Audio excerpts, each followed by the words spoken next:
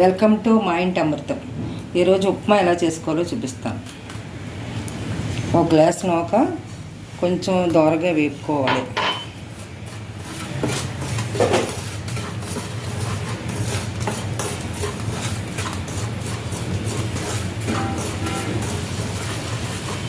ఇలా కొంచెం మాడకుండా వేపుకోవాలి.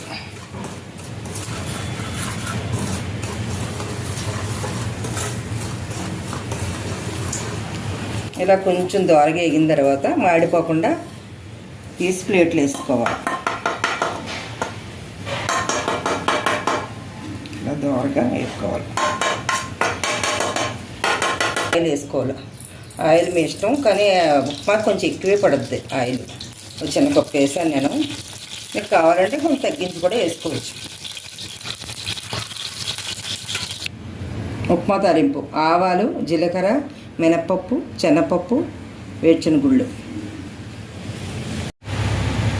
ఉప్మా రెడీ.